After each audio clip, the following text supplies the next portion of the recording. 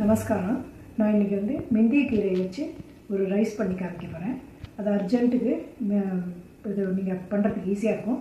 டப்பா கட்டி கொடுக்குறதுக்கும் நல்லாயிருக்கும். வாங்க காமிக்கிறேன். நான் அரிசி 1.5 டம்ளர் எடுத்து வச்சுருக்கேன். ஒரு கட்டு மெந்திய கீரை க்ளீன் பண்ணி திருத்தி வச்சுருக்கேன். 2 டொமேட்டோ வச்சுருக்கேன். 2 உருளைக்கிழங்கு வச்சுருக்கேன். கருவேப்பிலை வச்சுருக்கேன். தாளிக்கிறதுக்கு எண்ணெய், கடுகு, கடலைப்பருப்பு, உளுத்தம்பருப்பு, காஞ்ச மிளகாய், மஞ்சப்பொடி, வேர்க்கடலை, பெருங்காயம், உப்பு, எம்டிஆருக்கு வாங்கி பார்த்து பவுடர் எடுத்து வச்சுருக்கேன். சாதம் வடித்து உப்பு போட்டு ஆற வச்சுருக்கேன். இங்கே பாண்லியில் தாளிப்புக்கு எண்ணெய் வச்சுருக்கேன். பாண்லி காஞ்சிட்டுருக்கு.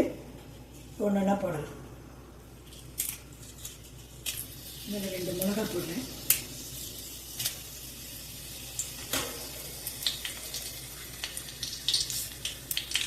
கடுகு போடுறேன். கடுகு வெடிக்கட்டும்.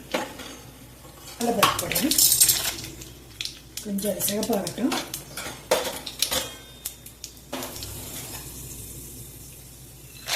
வேர்க்கடலை போடுறேன். கொஞ்சம் சேப்பாகட்டும். உளுத்தம்பருப்பு போடுறேன். கொஞ்சம் சேப்பாகட்டும். வெங்காயம் போடுறேன். கருவேப்பிலை போட்டு கேஸ் அணைச்சிட்டேன். அரைச்சி எடுத்து வச்சுட்டேன். அதே எண்ணெயிலேயே உருளைக்கிழங்கு மெந்திய கீரையும் வதக்க போகிறேன். முதல்ல உருளைக்கிழங்கு போட்டுக்கிறேன். இந்த டைமில் நீங்கள் யாராவது வேணுங்கிற நல்ல எண்ணெயில் ஃப்ரை பண்ணிக்கிட்டு எடுத்து வச்சுட்டு லாஸ்ட்டில் போட்டுக்கலாம். நான் அப்படியே தான் போட்டு பண்ணுறேன்.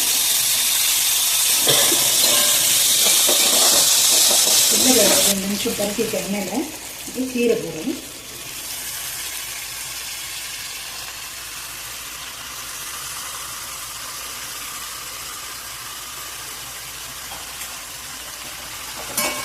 நிமிஷம் வதக்கிட்டு மஞ்சள் பொடி போடுறேன்.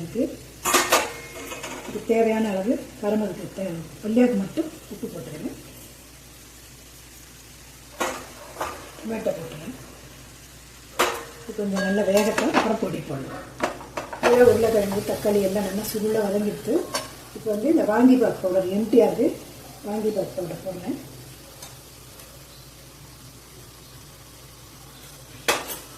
போட்டு மேலே பொடிக்கு 1 ஸ்பூன் எண்ணெய் விட்டுட்டு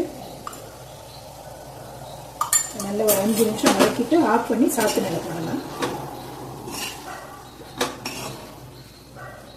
காய்க்கு தேவையான அளவு உப்பு தான் போட்டிருக்கேன். சாதத்துக்கு அதுக்கு தகுந்த மாதிரி உப்பு போட்டு ஆற வச்சு வச்சுருக்கேன். இப்போ தாளித்து வச்சுருக்கிறதெல்லாம் இதில் போட்டுருங்க.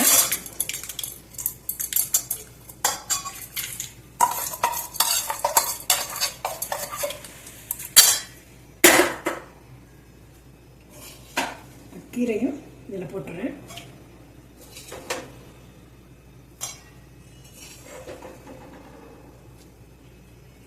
கலந்துட்டு காமிக்கிறேன்.